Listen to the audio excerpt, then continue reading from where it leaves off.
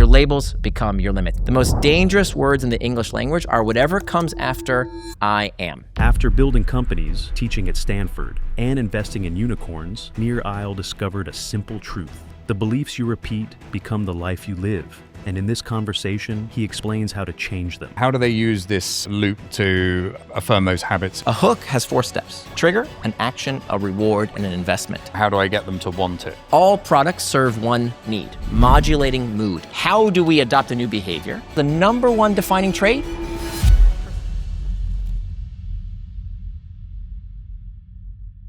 Welcome everyone to the Deal Junkie Live. Obviously, some of you have been here all weekend because we've been doing the Harbour Club event, and to celebrate the launch of the Deal Junkie podcast, we're going to do 2 live episodes here for you, and we want to make them a little bit interactive. So on the table in front of you, there's a QR code. If you scan that QR code, it opens an app called Pigeonhole, or opens a website called Pigeonhole, and you can literally just type your questions in there as we're talking, and then when we get through some of the key content, I'm going to dive into the questions on the phone and ask our guests to cover all the various points. So I hope you find it really interesting and inspirational. I've been really looking forward to these conversations. We've got Nir Eyal with us here today. He has sold over 1 million copies of his books, and we really want to dive into some of the content. He's a behavioral design expert. He's been a professor at Stanford. I'll let you explain who you are and what you've done. That's probably a better place to start. So yeah, sure, yeah, happy to. Welcome everyone. So let's see. So I started similar shoes. I started first as an entrepreneur. I started a solar energy business, sold that one to a private equity firm, went to business school at Stanford, started another company, raised a bunch of venture capital. That company did okay, but after that company was acquired, I looked around and tried to figure out what I was going to do next. And I saw that this was back in 2012. So the Apple App Store was only 4 years old, and I had this hypothesis that as the screens shrank, as we went from desktop to laptop to mobile devices to wearable devices, the smaller the screen got, the more important habits would become. That if a customer doesn't remember to use your product on their phone, if you're not on the home screen and they don't remember, if they don't have that habit, you might as well not even exist. So I looked around to find a book on how do you build habit-forming products. I didn't find one. So I decided to start blogging about the topic, and that turned into a course at the Stanford Graduate School of Business. Later, I taught the Hasselplaner Institute of Design, and that became my first book, Hooked: How to Build Habit-Forming Products. I thought I was writing it for myself. Turned out to be the book that I started writing. Then I started investing based on that model. So it was that model that led me to invest in Canva, in Kahoot, in Eventbrite, a few other unicorns based on that model. I only invest on products that have the Hooked model built in. That was my first book, Hooked: How to Build Habit-Forming Products. The next book came from another problem I had, where I was with my daughter one afternoon, and we had some daddy-daughter time, just some quality time together. And I remember we had this activity book of games that dads and daughters could play. So do a Sudoku puzzle together, have a paper airplane throwing contest, all kinds of little games. And one of the questions in this book, I'll never forget, it said, if you could have any superpower, what superpower would you want? And I remember that question verbatim, but I can't tell you what my daughter said, because in that moment, I just had to do this one thing real quick. I'm so sorry, honey. I just had to do this one thing. And by the time I looked up from my device, she was gone. Because I was sending her a very clear message that whatever was on my phone was more important than she was. And she went to go play with some toy outside. So that's when I decided if I could have any superpower, it would be the power to become indistractable. So Indistractable is my second book about how to control your attention and choose your life. And some people think that they're opposites, but they're not opposites, they're complements. So Hooked is about how do we get hooked to good habits, right? We want to get hooked to Fitbod, that gets us hooked to exercise, to Duolingo, that we get hooked to learning a new language. These are some of the products that use the Hook model. Those are good habits with our technology. Indistractable is about how do we disconnect from the distractions in our life, not just our tech. Anytime we drink too much, scroll too much, watch too much, click too much, why? What's the deeper reason for our distraction? Spoiler, it's not the technology. It's not the technology. It's our psychology. We could talk more about that as well. Then my third book, Beyond Belief, the genesis for that was I started doing these office hours with folks where every week, every Wednesday night, anyone can call me. I reserve an hour every week where if you have any questions about one of my books, happy to talk to you for free. And I started getting some strange phone calls. And these phone calls sounded like this. Somebody would call me, not every call, maybe 1 out of 20 calls. Somebody would call me and say, hey, I read Indistractable and I really liked it. I just want you to know it didn't work for me though. I'd say, oh, okay, tell me more. I spent 5 years writing that book. It changed my life. There's 30 pages of citations to peer-reviewed studies. Let's go step by step. Why didn't it work? And let's start with step 1. How did step 1 go for you? And they'd say, I read step 1. I read it. It's just that I didn't do it. I'd say, no problem. Let's skip to step 2. How did step 2 go?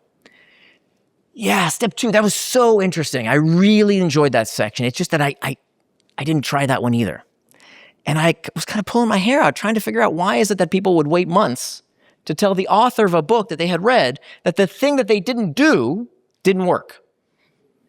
I thought, is it my writing? Is it, what is it, my readers? What's going on? And then I realized, wait a minute, I do this every day. Don't I also have bookcases full of books that I've read and but not put into practice? Have I not listened to podcasts and watched YouTube videos on end telling me amazing advice that I haven't done anything with?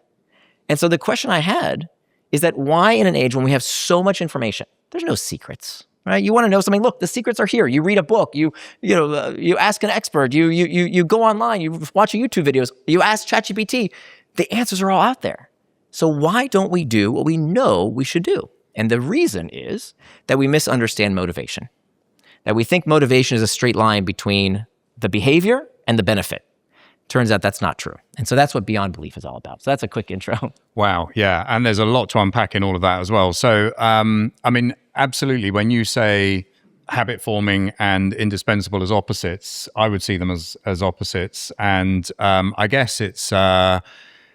you could use habit forming stuff for nefarious reasons, right? And I'm sure people do use it for nefarious reasons. But if you have those bad habits, does Indistractable help you break them?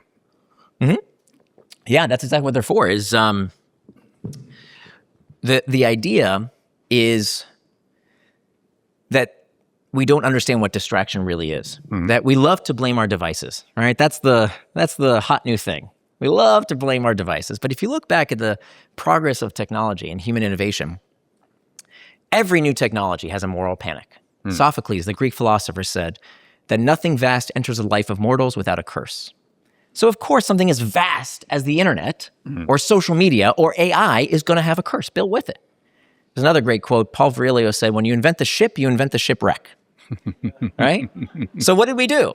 Right? When was the last time you heard about a shipwreck? Almost never.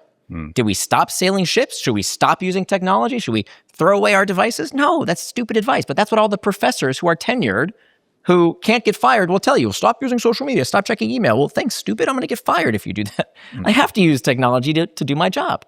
So I wanted a tech positive approach. And what I learned was that even when I got rid of the technology, I did this. I actually bought myself on eBay, I bought myself a word processor from like the 1990s that had nothing but a little LCD screen, no internet connection. And then I bought one of those flip phones. Do you guys remember these flip phones from the 90s? I bought one of those. No apps, no Wi-Fi. And I sat down, I said, okay, now I'm going to be focused. I'm just going to do my work. Nothing's going to distract me. Except, I've got that book on the bookshelf I've been wanting to finish up. And, look at my desk. It's such a mess. I should probably clean up my desk. Now would be a great time to take out the trash. And I kept getting distracted. So it turns out that the source of our distractions, whether it's too much news, too much booze, too much football, too much Facebook, it's not that stuff. It's up here. It's always been up here. Because there's two kinds of triggers. External triggers are the pings, the dings, the rings, right? We all know those external triggers. But did you know that studies have found that 90% of the time that you check your phone, 90% of the time, it's not because of the external triggers. The external triggers are only 10% of the time you check your phone. 90% of the time you check your phone, you check it not because of a ping, ding, or ring. You check it because of a feeling. These are called internal triggers. Boredom, loneliness, fatigue, uncertainty, anxiety. If you can't sit down with your kid and play without checking your phone, it's not the phone. It's that you have a feeling you don't know how to deal with. And so that was, for me, the biggest lesson of what I learned is that we love to blame the stuff outside of us. And yet, really, our compulsions, the reason we keep checking, it's because we don't know how to deal with discomfort in a healthy way. Yeah. So, in terms of Hooked and teaching these companies how to get people addicted, Don't say addicted. An addiction, let's define our terms. An addiction is a persistent compulsive dependency that harms the user. We never want to build an addiction. Okay, that is sadistic and immoral to build an addiction. Right. The book is called How to Build Habit-Forming Products. Habits are great. Habits are defined as a behavior done with little or no conscious thought. You drive your car with little or no conscious thought. It's out of habit, right? You can walk and have a phone call because it's a habit. You can do things with little or no conscious thought. So it's not an addiction, it's a habit. So if you open an app, is there behaviors that the app performs that would be a flag to you to say, this is using, this is trying to hook me? So if it was a gambling website, for example, are there certain triggers that are in there that you could say, this is using my ideas in a nefarious way or not as I would have intended? Well, what are some of the things that work? What are some of the things that you found are habit forming? Yeah, sure. So I'll give you the quick summary. So first of all, I stole these secrets. I didn't make them up. I stole them from the psychologists who've been working on addiction science for a very, very long time. And I saw many of the same patterns in habit-forming products. And what I wanted to do was to democratize what the casinos healthy addictions. Healthy habits. There's no such thing as a healthy addiction by definition, but healthy habits. So, using Duolingo out of habit, or using Fitbod to go to the gym, or using a finance app to help you save money. These are great habits, right? I cannot go to the gym without using Fitbod. Am I addicted? No, because it's not a persistent compulsive dependency that harms the user. It's a habit. It's a behavior done with little or no conscious thought, which is great because, as you know, as entrepreneurs, you can build a wonderful product that would really benefit users. But if they don't use the darn thing, you're sunk, right? Most people's problem, your problem is not that your product is addictive. Congratulations if your product is addictive. That's not our problem. Our problem as entrepreneurs is that people don't use our products enough, even when it would help them. We don't need to be concerned about products being too addictive as entrepreneurs, right? There are ethical restraints, things we should do. Yeah. But I almost never meet an entrepreneur who says, help me, my product is too addictive. I meet a lot of entrepreneurs who say, I built something amazing. Why aren't people using it? And I can tell them why. And the reason is that they don't have a hook. A hook has 4 steps: trigger, an action, a reward, and an investment. And it's through successive cycles through these hooks. This is how our behaviors are shaped, how our tastes are formed, and how these habits take hold. Okay. So in our community, we have lots of people that are trying to change from being perhaps a regular entrepreneur into an entrepreneur that's outsourcing deals and buying companies. And so they have to change their daily activities. They have to create routines. And lots of people struggle to do things consistently. They can do it once, or they can do it, they have a burst of energy and then it fails. How do they use this loop to affirm those habits in their kind of daily routines? So different tools for the job. Yeah. So Hooked is for how to build habit-forming products. Right. So there's lots of great books about, how to change your personal habits, how to work out more, and all that stuff. That's a different book. Hooked is really for people who are building products. They want people to come back again and again and again, because we know that the ROI on bringing people back is way, way higher than acquiring a new company, or a new customer. Yes? Way, way higher. So we need to learn that basic psychology of what brings people back. Now, when it comes to personal habits, right, personal behaviors, that's what Beyond Belief is all about. And that's where the psychology of how behaviors and the psychology of motivation are very important. And so, well, let me illustrate with a study, one of my favorite studies. If you are squeamish about animal studies, I recommend you cover your ears or maybe exit the room, because I want to tell you about a very important study that's quite unethical from an animal rights perspective. So that makes you squeamish, don't listen. But here it is. In the 1950s, there was an amazing study done by a biologist by the name of Kurt Richter. And Richter had a question that I'm sure every single one of you wake up every day desperate to know the answer to. The question was, how long can a rat swim? Is that not something everybody wants to know? So he did. Richter was kind of a weird guy. That's what he wanted to know. So what does he do? He takes a rat, he puts it in a cylinder of water, and he stands there and he times how long the rat can swim before it drowns. Turns out the answer to your question, a rat swims for 15 minutes before it gives up and drowns. 15 minutes. Okay, now he has another question. He wants to see, can he get the rat to persist for longer? How can he get the rat to keep swimming? So what does he do? He takes a new group of rats, he puts them in the same cylinder of water, and this time, at the 15-minute mark, when he sees the rats are starting to struggle, he reaches in, pulls out the rat, dries it off, lets it catch its breath, and then plunk, back into the water it goes. I told you it's kind of unethical. Now this time, when he does this, okay, he conditions the rat. Every time the rat starts to struggle, he takes it out, dries it off, and puts it back in. He does this a few times. So he conditions the rat to expect that if it persists, salvation might be possible. So now I want to ask you something. Audience participation. How much longer did the rat swim for? It started out with 15 minutes. If you've heard this study or if you've read my book, please don't shout out the answer. But if you don't know the answer, I want you to guess. The natural limit of the rat was 15 minutes. How much longer after this conditioning did the rat swim for? What do you think? 45 minutes. 60 minutes. So think about that for a minute. 60 minutes, that would be 4 times longer. Okay, that would be incredible. Imagine if I had some magic intervention that could help you make 4 times the sales calls, 4 times the emails, 4 times the running the marathon, whatever difficult thing you're working on. What if I could intervene and get you to do it for 4 times longer? Would that not be incredible? How much would you pay for that? That would be unbelievable if I could make you 4 times more persistent at a difficult task. But guess what? The rats didn't swim 4 times longer. They didn't swim for 60 minutes. They swam for 60 hours. No. Not 60 minutes, 60 hours of nonstop swimming. Why? Why do I tell you this story? What changed? Their bodies hadn't changed. They didn't suddenly become Michael Phelps rats, right? Same exact rat bodies. They didn't suddenly become better swimmers. Same exact environment, same cylinders of water. That didn't change. We can't ask the rats, obviously, but the only variable left is that something changed in their brains. That suddenly this switch was flipped and now something was possible. Something was unleashed. Something was unlocked within them. Now, the amazing thing is, remember, they always had the 60 hours within them. They always had the 60 hours. They kept quitting at 15 minutes. So when you ask me, a long-winded way of answering your question, how do we adopt a new behavior?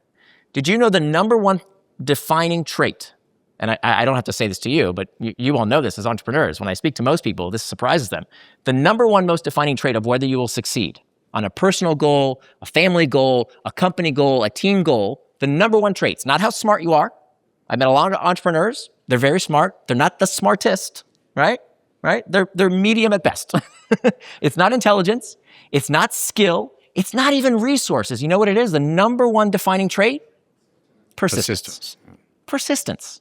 That's all it is. So here is an intervention that I just taught you that could increase persistence 240 times. How? By changing a belief.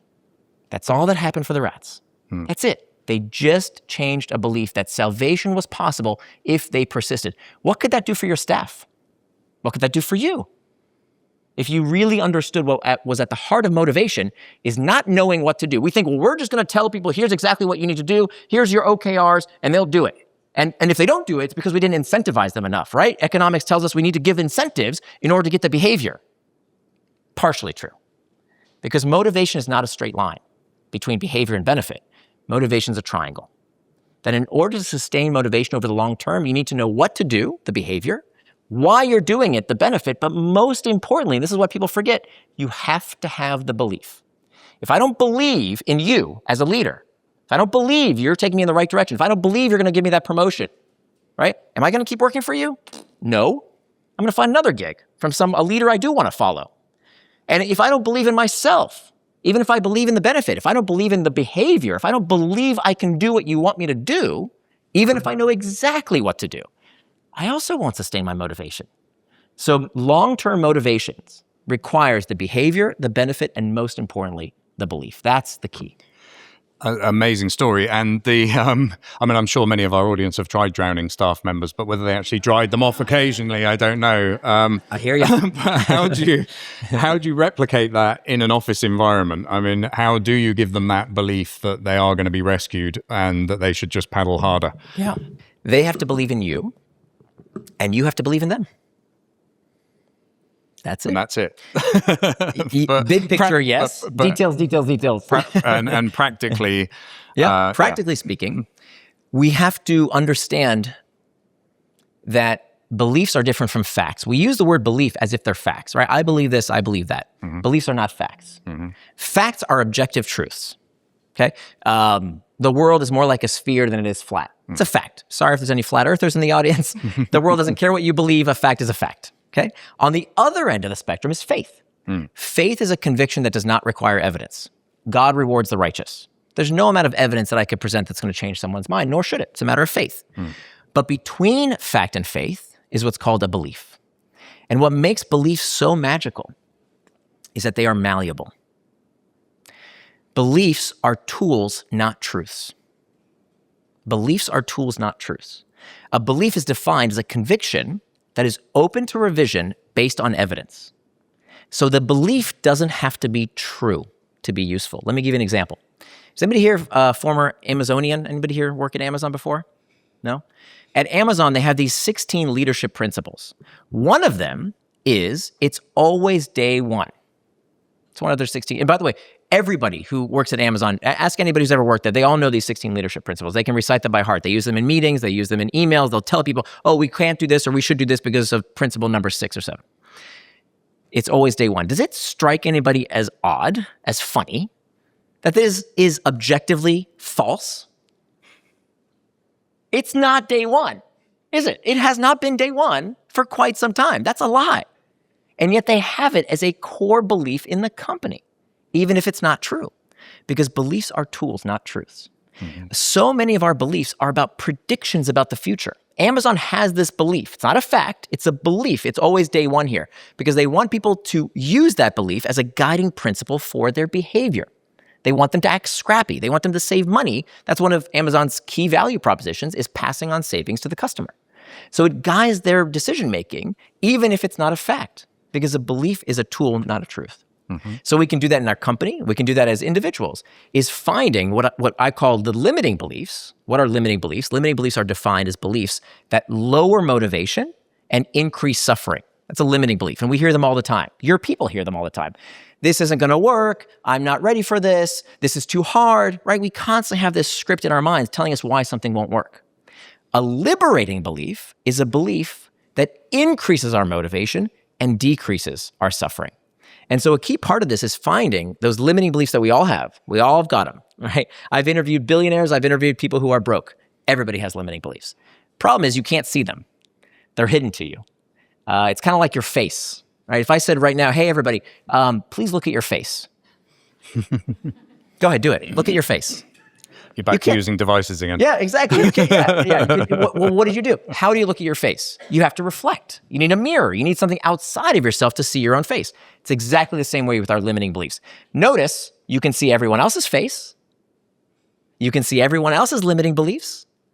Your colleagues, your co-founder, your wife, your husband, your kids. You can see all their limitations, but you can't see your own. You can't see your own limiting beliefs. So it turns out we need a process. We need something outside of us to uncover those limiting beliefs so we can actually do something about them. Okay, so it's going to be more like a process you have to take everybody through in order to understand where they are, to take them to where you want them to be. Starting with yourself. But you can't reason people out of things they didn't reason themselves into in the first place, can you? Or can you? Well, we're not debating facts. Facts are facts. And remember, the definition of a belief is a belief that is open to revision based on evidence. I'll give you another great anecdote. There was, I don't know if we have any tennis fans, but Serena Williams was playing in Wimbledon one year, and she was not doing well at all. And the reason she wasn't doing well is she was not rushing the net. And when you hesitate even a millisecond at that level of tennis, you're going to lose the match. Her coach, Patrick Montaglou, he calls her over, and he says, Serena, I want to show you something. Did you know that 80% of the time that you rush the net, you score a point? And she says, what? I had no idea. I thought it was terrible at the net. And he says, well, look, statistics don't lie. This is the best news of the day. And you know what? Statistics don't lie. But he did. He completely made it up. She was not hitting anywhere near 80% of the points at the net. But here's the kicker. When he told her the lie, it became reality. Talk about how we can coach our own people. How can we lead our own people? She did end up scoring 80% of the points at the match when she rushed the net after he told her this lie. The lie became reality, and she ended up taking Wimbledon that year. Yeah. And now you're thinking to yourself, well, is this guy telling us to lie to people? Are we supposed to be delusional? Are we supposed to gaslight ourselves and our coworkers and just tell them lies? Newsflash, folks, you're already lying to yourself. You just don't realize it. Have you ever noticed that you can't spell the word belief without a lie? A lie is at the center of every belief. Now, don't read too much into that. There's nothing, magical about that. But it's a good reminder. You can't spell belief without a lie. We're already lying to ourselves. We're just picking the limiting belief, the lie that we're limited, not the liberating belief. The coach Montague, he didn't make it up. He didn't say, Serena, you're an ostrich. He didn't make it up. He had seen what she was capable of doing. And he reinforced what she was able to do by unlocking this limiting belief and turning it into a liberating belief. So when we talked about earlier, you asked how do we do this? We do this for ourselves. We do this for others by unlocking others' potential in this way. So this is a bit about how we can structure this. So when you have somebody like Elon Musk saying, I'm going to get 1 million people living on Mars before I get my bonus from SpaceX, is that the kind of leadership belief that then transfers through the entire organization? There was an article, I don't know if you saw this, actually I think it was last week where I saw this. The New York Times had this expose on Elon, how it's going to be a takedown on him. And look, he only keeps 17% of his promises. What a terrible liar. Only 17% of his promises. But did you see what the 17% were? Yeah. They were unbelievable, right? Like, incredible. Yeah. Right? And so that is definitely part of it. There's shoot for Mars, and if you get to the moon, there's something to that. Yeah. And so this, again, it's not about delusion. It's not about again, it's a conviction open to revision based on evidence. It's more about unshackling yourself and your people from these lies that they're already telling themselves, so they can see what's possible. Yeah. That's the real idea. Yeah, but is there a leap too far? Of course. Right, of course. Okay. And so what I've also seen, I talk about this in the book as well, is you get a lot of people who have what's called entrepreneurial alertness. This is a term we have in psychology. Entrepreneurial alertness is this ability that entrepreneurs have to see things that the rest of us can't see. I'll demonstrate. So one of the amazing powers of belief is that beliefs can literally change what you see. This isn't figurative. This is not metaphorical.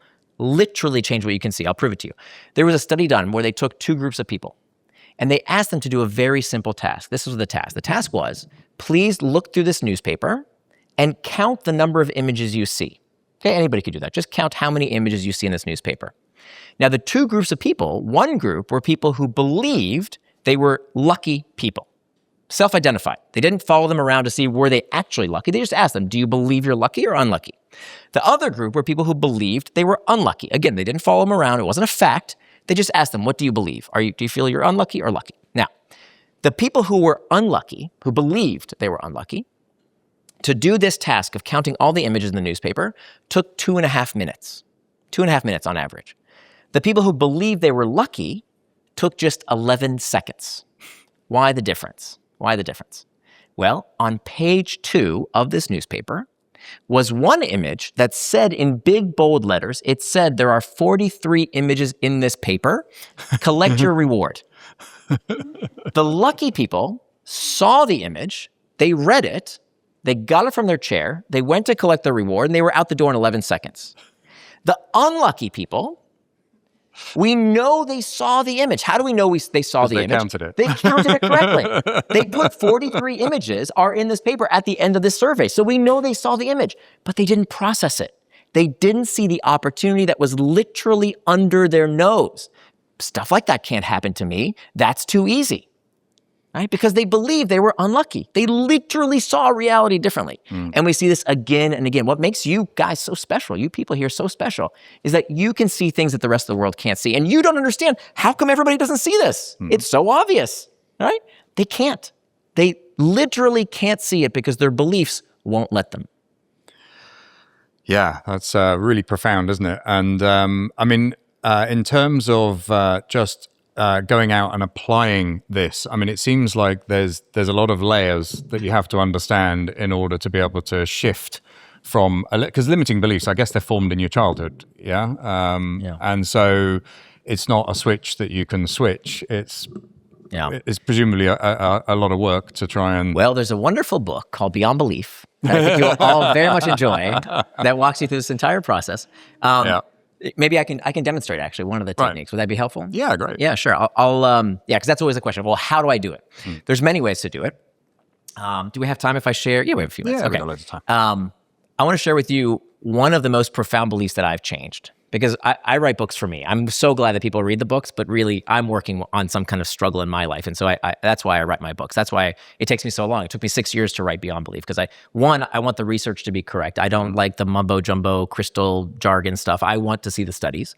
And there's a lot of misinformation out there. We can talk about the stuff that doesn't work. Manifesting and vision boarding, turns out that can actually backfire. There's a lot of research around that. Right. But one of the beliefs that I have held for decades was that my mother is very judgmental. She's a very judgmental person. I see many of you nodding your heads. Apparently, we might be related. Maybe we have the same mother. Same mother, yeah. So a few years ago, it was my mom's birthday, and I wanted to do something nice for her. So I wanted to send her some flowers. The problem was that I was in Singapore, and she was in Central Florida, where I grew up. And to get flowers from halfway around the world wasn't so easy. I had to stay up till 1 a.m, but I found the very best florist I could in Central Florida. I found the best bouquet I could possibly find, and I was sure that she would call me up the next day and tell me what a wonderful son I am. That didn't happen. What did happen was I called her up the next day and I said, "Hey, Mom, happy birthday. Did you get the flowers I sent?" And she says, "Yeah, I got the flowers. But just so you know, those flowers were half dead. So don't order from that florist again." To which I said, "Well, that's the last time I buy you flowers," or something like that. And my wife was sitting right next to me. We worked together. She's my editor, and she knew about this research I was working on. And she hears this entire call, this entire conversation, and she looks at me and she says, "Nir, would you like to do a turnaround on this?" To which I said, "No. I do not want to do your touchy-feely, hocus-pocus, mumbo-jumbo. I need to vent." Because that's what we're taught to do. When someone offends us, we're supposed to tell them how we feel, right? We're supposed to get it off our chest. We're not supposed to hold our feelings inside, are we? Turns out what the research shows is that venting about people does nothing but reinforce your beliefs about them. That we don't see people as they are, we see people as we are. And so every time we vent and gossip and complain about others, we're creating this effigy of them. We're not creating a real portrayal, it's a belief of them. So I had enough sense to not vent. I sat down and I did what my wife advised. I did a turnaround. Now, are you guys up for maybe doing this with me? This could be yeah, why not? Let's try it. Here's what we do. What this process does, I'll give you a bit of background. So this is called inquiry-based stress reduction. It's a technique that's been validated in many, many scientific studies. It was developed by a woman by the name of Byron Katie, and she actually channeled work that had been done all the way back to Aristotle. It's a several thousand-year-old technique. So Aristotle did something not too dissimilar, and here's how it works. I want you, just for a minute here, everybody take out a piece of paper or get something to write with, and what I want you to do is to ask yourself, where is there an area of your life that you're struggling? Where are you suffering?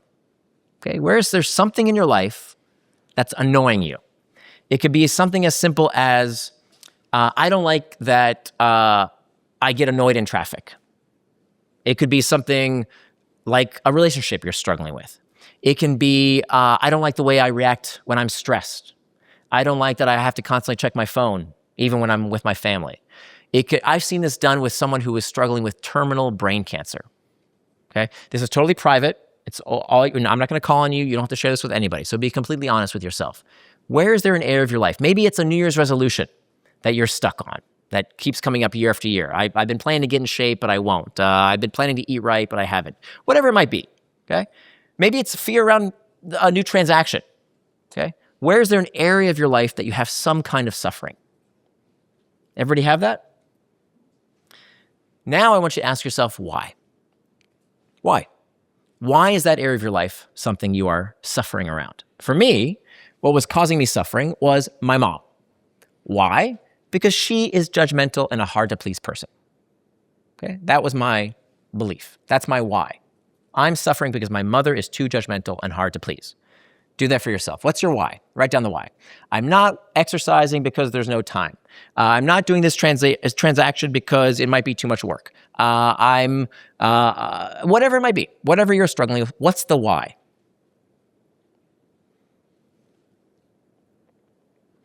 Okay, we all have that? Again, totally private, be honest with yourself, just for you. Okay, now, inquiry-based stress reduction asks us 4 questions. And by the way, you can do this with anything in your life. You know, my employee's bothering me or whatever, literally anything that is causing you suffering. So inquiry-based stress reduction is going to ask us 4 questions. The first question is it true? This why that you wrote down. In my case, my mother is too judgmental and hard to please. Is it true? Back me up here. It's Obviously. A belief. It's a belief. No. When someone sends you flowers from halfway across the world, what do you say, Jeremy? Yeah, thank you, but... See, we're friends. We're friends. Clearly, my mother was being too judgmental. Of course, it's true that she's being judgmental. Who says that? When someone sends you flowers, you say thanks. You don't argue about it not being pretty enough, right? Say right. Okay. Stupid question. Let's skip number 1. Question number 2. Is it absolutely true? Sounds like the first question, doesn't it? There's a little bit of a difference, a little bit of a twist. Is it absolutely true? Absolutely means in all cases, no exceptions. There cannot be any other reason for that why that you put down to be true. Is that the case? Well, I had to admit, there might be another reason that my mom acted the way she did. Yeah. Could be, right? I don't know what that other reason might be, but there's a 1% chance that there's another reason. Could be, right? Okay, now the third question. Who am I when I hold on to this belief? When I hold on to this belief, how do I feel? Who do I become? Maybe close your eyes for a minute and sit with that belief, whatever that why was that you wrote down. Okay? I can't exercise because I don't have time. I don't have enough time with my kids because of such and such. That employee's a jerk because of this and that. Whatever it might be, whatever belief you put down as your why, close your eyes and just feel what that feels like. My mother is too judgmental and hard to please. When I felt that, when I thought about how that made me feel, you can open your eyes, I felt annoyed. I felt agitated. I felt like this 13-year-old version of myself that I didn't really like. Okay? Now the fourth question. Who would I be without this belief? So imagine I have a magic wand and Harry Potter style, I shoot it at you and now this belief dissolves.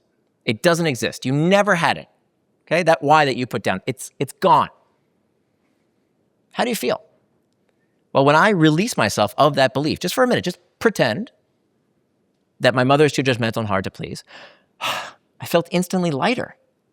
I felt better. I felt less stressed. I felt more like the person I wanted to be.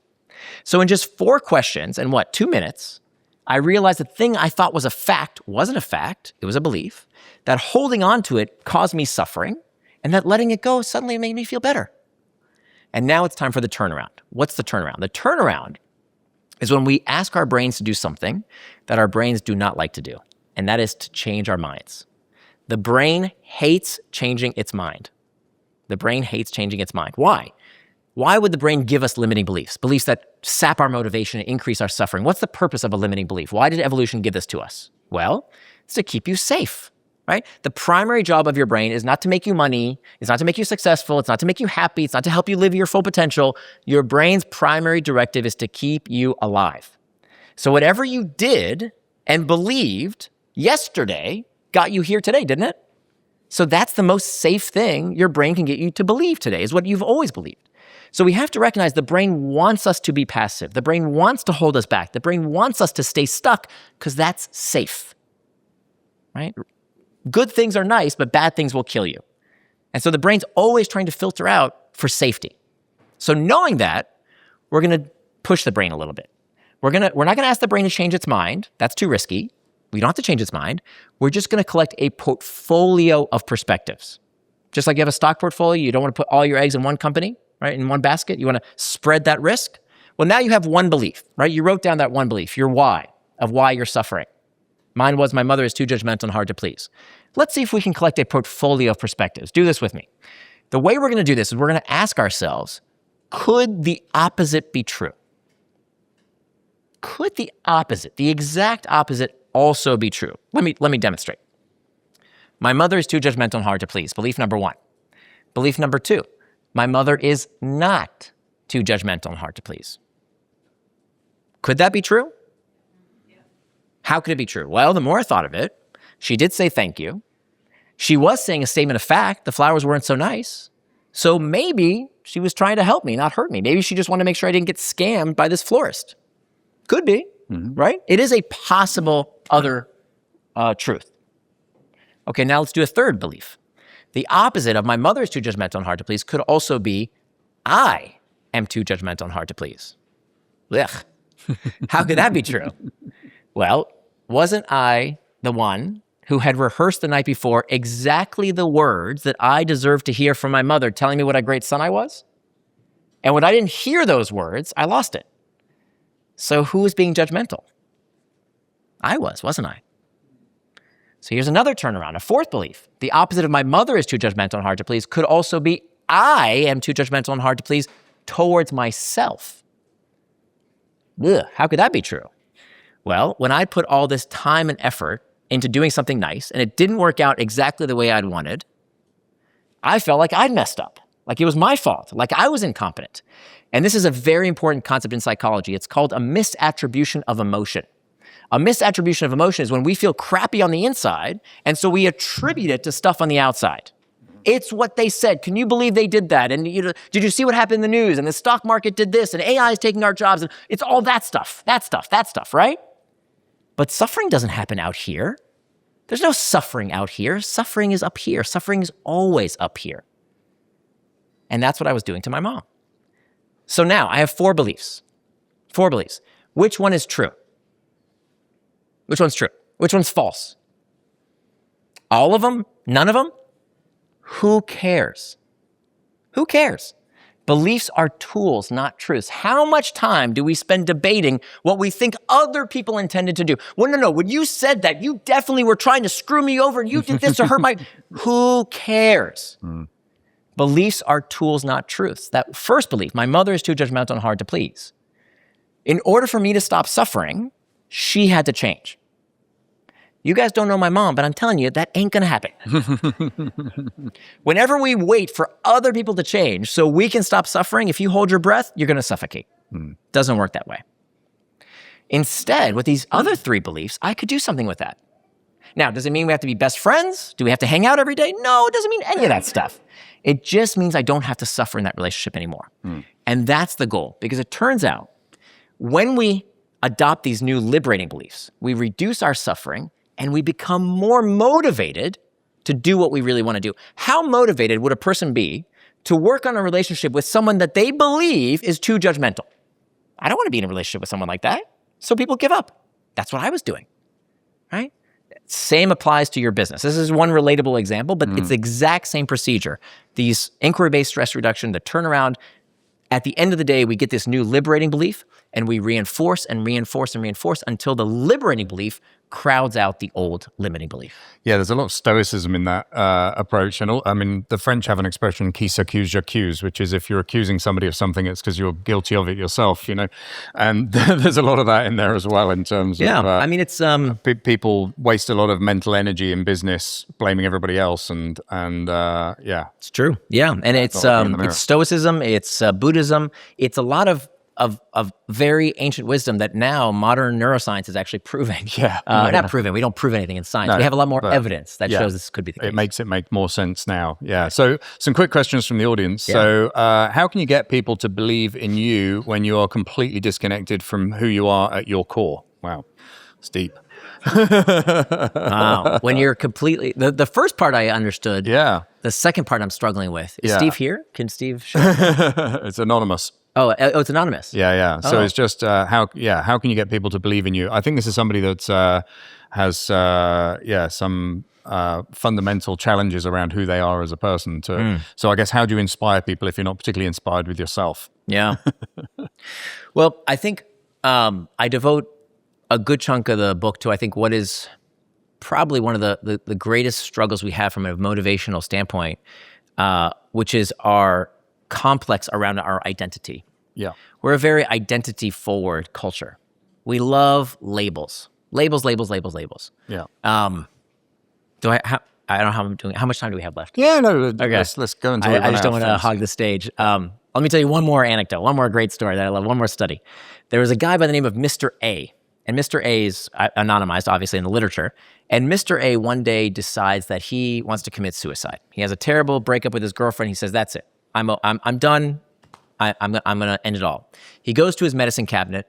He pulls out a bottle of antidepressants and he swallows every single pill in the pill jar. He says, "That's it. He's going to end his life." As soon as he swallows the last pill, he changes his mind. He says he wants to live after all. So he runs over to the neighbor's house. They take him to the hospital. And as soon as he gets to the hospital, he collapses on the floor and he manages to give the nurse his pill bottle. And he says, help me, I took all my pills." They rush him into the operating room. They're trying to figure out what is he overdosed on. And they take his blood pressure and they realize it's dangerously low. His heart rate is plummeting and he's falling in and out of consciousness. So they pick up this bottle and they're trying to figure out, what did he take? What caused this overdose? And on the pill bottle, it doesn't say the name of the antidepressant. It just says a phone number. They call this mysterious phone number and they figure out that Mr. A was in a clinical trial for these antidepressants and that he was in the control group, which meant that he had swallowed an entire bottle of placebos, a completely inert substance. They tell Mr. A this, that you know, nothing you could have taken there could have caused these symptoms, these physical symptoms you're having. Within 15 minutes, his blood pressure stabilizes, his heart rate returns to normal, and he walks out of the hospital completely fine, maybe a little embarrassed. Now, what does this story tell us? It tells us if the power of beliefs is so strong that it can cause someone to have physiological symptoms of an overdose because they believe I am overdosing, we need to be very, very careful with our labels because our labels become our limits. The most dangerous words in the English language are whatever comes after I am. I am not a morning person. I am an ENTJ. I am not good at this. I am someone who doesn't believe in myself. I am a Sagittarius, whatever. Be very, very careful with these limits. With these labels. Your labels become your limits. It's the most dangerous type of belief we have. It decides what we see, what we feel, and ultimately what we do. So that's where I would start. I would start with, what does that mean? You don't believe in yourself. Like what is this limitation that you have? That is itself a limiting belief. It's a very dangerous label, isn't it? That's right. That's right. Yeah. That I'm someone, I think implicit in that is I'm someone who doesn't deserve to be a leader. And so we want to test that. And we can run through the same process we did earlier with my mom and the flowers. We can run through that exact same process. Yeah. I mean, the fact that you're here means obviously you're doing something right. So, yeah. What's amazing is, again, it's like your face. You can't see it unless you run through this process. And of course, the brain will tell you again and again that it's true. It's called a confirmation bias. We keep seeing these truths if we're looking for them. If you believe the world is a certain way, if you believe you are a certain way, you will find the evidence for it. But if you believe something else, if you choose this new liberating belief, the opposite happens. Yeah. So we're getting on to habit-forming apps. I'm building a wealth app to help people reverse engineer their retirement and identify the gap so that they have to live a great future. I'm targeting women. They need it, but how do I get them to want it? Okay. All right, we're switching a bit between the different the books. That's good. That's fine. That's fine. I haven't forgotten yet. Okay, so let's walk through. We didn't actually talk about. I just said the name of the 4 steps of the hook model, but let's go in a little bit more depth so I can answer the question. So, the most important thing to do when it comes to a product like this is the frequency of use. That's we found that it's very difficult to change a customer's habit, not impossible, but very difficult if the behavior does not occur within a week's time or less. So part of the reason that these devices are so sticky, so habit-forming, potentially, is because the average smartphone user checks their phone 150 times a day. So very high habit-forming potential. The more often a behavior occurs, the more likely it is to become a habit. So the first step is to ask yourself, how frequently would you want that behavior to occur? Okay, but let's assume it's once a day. Okay, that seems like, for a personal finance app, that's a reasonable assessment. And if that's the case, then you can proceed to the next step. The next step is to ask yourself, what's the internal trigger? Okay, what's the emotional need that your customer is coming to satisfy? Because no matter what business you're in, I don't care what business you're in, your car repair or manufacturing, solar, it doesn't matter. All products serve one need, modulating mood. That's it. Every product, I don't care what industry, all products modulate your mood. They make you feel something different. And when it comes to a habit-forming product, that need has to be frequent. So you want to ask yourself, what is that frequently occurring internal trigger? Boredom, sadness, fatigue, uncertainty, anxiety, stress, loneliness. What is that frequently occurring itch that your product is going to be the solution to? Okay, that's finding the internal trigger. Then we have to have an external trigger that closely couples to the internal trigger, that ping-ding-a-ring that is appropriately timed contextually to fit to time with that internal trigger. Then we have a very simple action, right? Think about opening an app, scrolling a feed, pushing a play button, something you can do with little or no conscious thought. Then the variable reward. The variable reward is the fuel of a habit-forming product. A variable reward, just give a quick history here. So variable rewards come out of the work of B.F. Skinner. He took pigeons, he put them in a little Skinner box, and he gave them a little disc to peck at. And every time they pecked at the disc, they would get a little reward, a little food pellet. And so Skinner could train his pigeons to peck at the disc whenever they were hungry to get a food pellet. But one day he comes into his lab and he checks his pockets and he realizes he doesn't have any more food pellets. So what does he do? He gives the pigeon a reward every once in a while. So sometimes the pigeon pecks at the disc, no reward, no food pellet. The next time the pigeon pecks at the disc, they do receive a reward. And what Skinner observed to his amazement was that the rate of response, the number of times the pigeon pecked at the disc, increased when the reward was given on a variable schedule of reinforcement. So in all sorts of habit-forming products, you'll find something variable. Okay, the first three letters of news, N-E-W. What's new? Does the news media really care if you're well-informed about what's happening in the world? No. They're selling your eyeballs for money to advertisers based on what's salacious, what's new, what you don't know. That's what drives the news. Sports. Why is the world infatuated with some ball bouncing around a pitch, right? Who cares? It's because it's variable. It's different. We don't know what's going to happen. Who's going to win? We want to know. Gambling. Why do we pull on those slot machines? There's uncertainty around what we might win. And this pulling on a slot machine uses the exact same psychology as scrolling on a feed. Same exact psychology at work. Searching and searching for that next variable reward, just like those pigeons. So a personal finance... finding something new is a reward. It's a dopamine hit. I don't like dopamine hit because that's not how dopamine works, but essentially it's rewarding. It's something interesting. It's something exciting that we're intrigued by. And so in personal finance, we see this in spades, day trading. Day trading is a wonderful way to lose money, right? An excellent way to blow your savings. But why do people love day trading? Because the stock market is variable. It's a slot machine.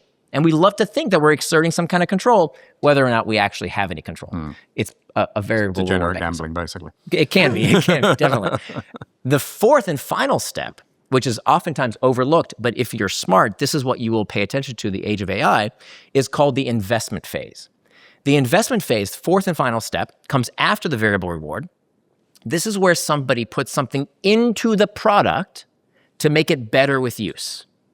This is the biggest opportunity right now that I think very few people are talking about, is building investment into your product. If you think about the history of manufacturing, the history of product design, most products took a very long time to improve, right? If you think about Henry Ford famously said, you can have any color of Model T as long as it's black. Why did he say that? Because back then, it was really hard to make cars in different colors, so they were all black. Today, of course, you can have colors in, cars in every color, blue, red, green, whatever color you want, right? But that took a long time. Today, because of interactive technology, we can make a product to a market of one.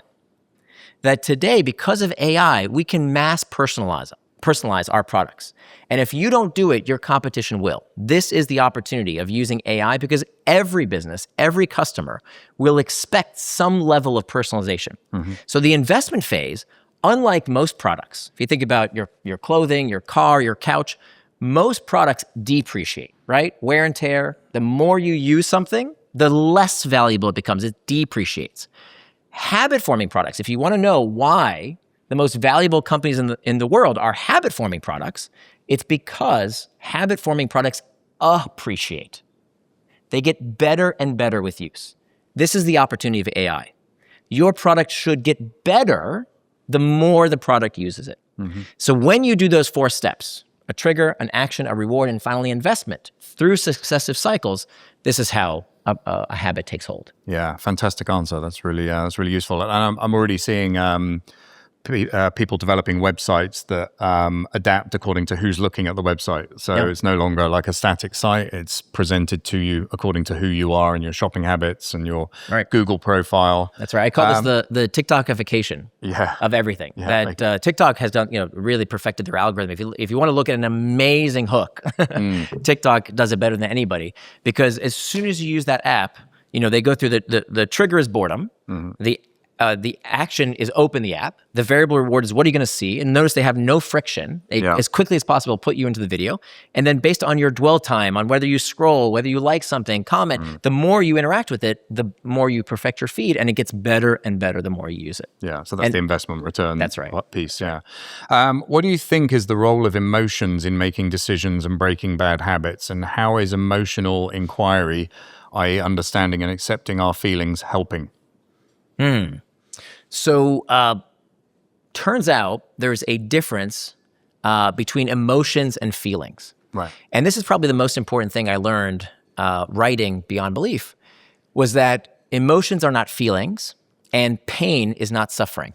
Right. That emotions and pain is data. That right now, as you know, that your brain is absorbing 11 million bits of information right this second, every second. 11 million bits, that's the equivalent of reading Tolstoy's War and Peace every second, twice. Okay, think about that for a minute. Imagine reading 2,000 pages of text every single second. In Russian.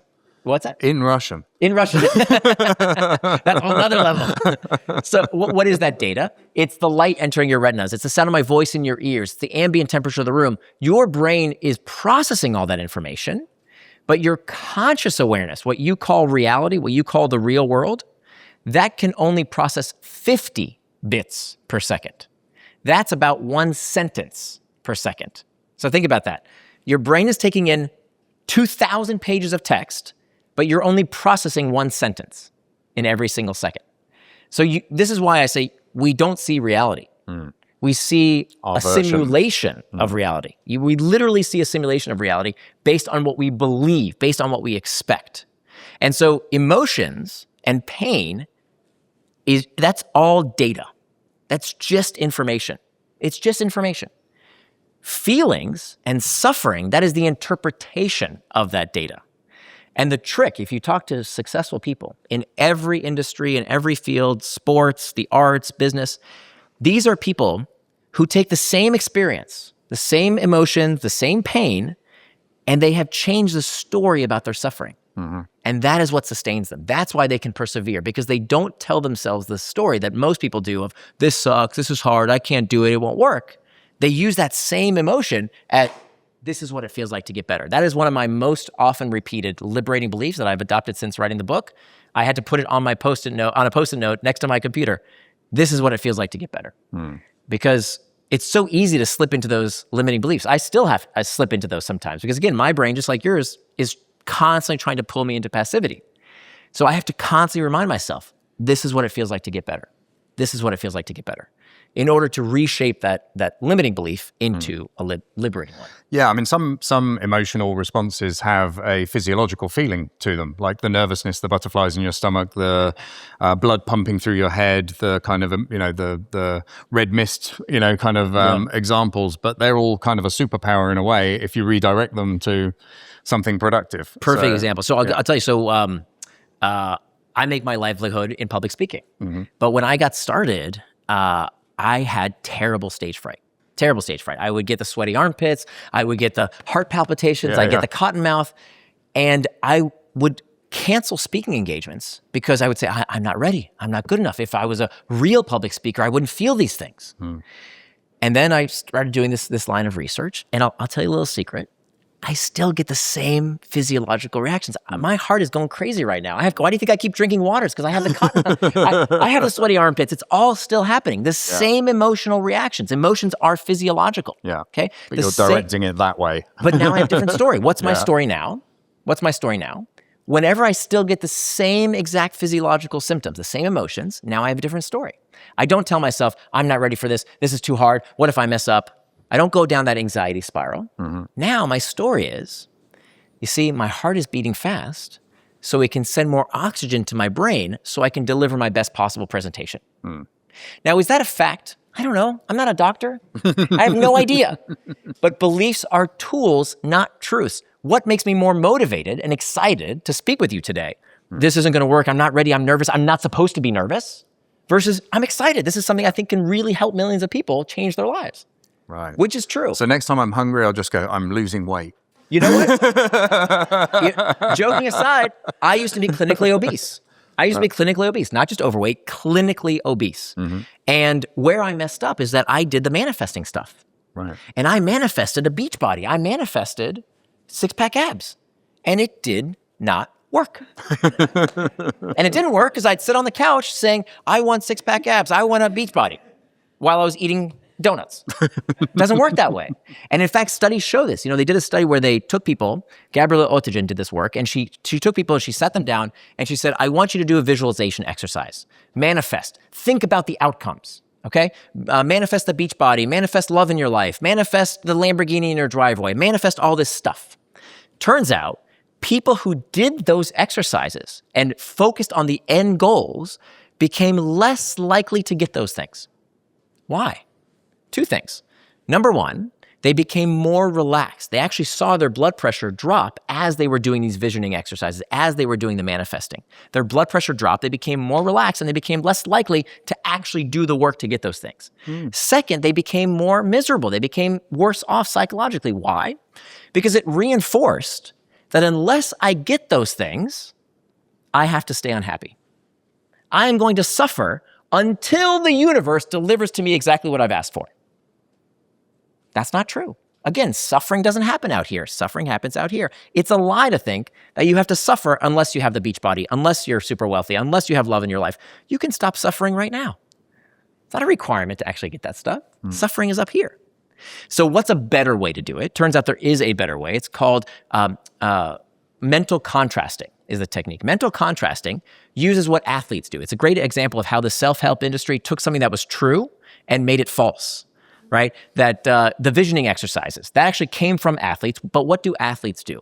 Athletes, I promise you, they don't visualize the trophy. They don't visualize the gold medal. They visualize what are they going to do physically and psychologically when something gets in their way. They prepare for the pain. So you know what worked for me on my weight loss journey? I did exactly what you say. Right. That actually when I got hungry, because look, dieting, I hate to tell you, it's not that, it's not a newsflash. It's eating less and exercising more. You don't need a diet book to tell you that. We all know that's what it takes. For 99% of the population, unless there's some kind of medical disorder, that's what it takes. Calorie deficit. Okay? Sorry. But to me, whenever I was hungry, that was a problem. That was bad. I'm not supposed to be hungry. I'm starving. Who says feeling bad is bad? Who says feeling bad is bad? That's a limiting belief. Actually, pain with purpose is not suffering. Pain with purpose is not suffering. So what changed was when I started getting a little hungry. The outcome was more important than the feeling. This is what it feels like to get better. I'm supposed to be hungry. That means I'm shedding pounds. That was part of the process. Literally, literally and true. That was the mental contrasting I did, so that when I went to a party on Friday night and I knew that someone was going to offer me a piece of chocolate cake and a drink that I knew I didn't want to eat, that's what I visioned. That's what I prepared. Not the manifesting, not the vision boarding, but preparing for myself. Okay, I know the host is going to offer me a piece of chocolate cake. I need to tell myself, this is what it feels like to get better, and here's what I'm going to say so that I don't have to suffer from that sacrifice. Yeah, fantastic. And one final one, just to wrap it all up. There's a question here from the audience. How do I prove my girlfriend is wrong and I'm right? I love it. This is probably like consistently the most common question I get. No joke. You get stopped in airports to ask. How do I change somebody else's belief? How do I change someone else's belief? The best way to change someone else's belief, I'll tell you, what changed in my life with the story I told you about my mom and the flowers was I saw my wife use inquiry-based stress reduction in the relationship with her mother. And it worked for them too. And by hearing that example, I wanted to stop my suffering too. And so I wanted to try it. Yeah. So if you want to change someone else's belief, you lead by example. You always lead by example, right? I get this from parents all the time. Parents tell me, hey, how do I get my kid to stop using their phone? My kid's always on their device. You wonder why your workers, I know many of you have hundreds, if not thousands of employees. You know how you get them to focus on their work and not constantly be distracted? Stop being an indistractable boss. Stop being a distracted parent.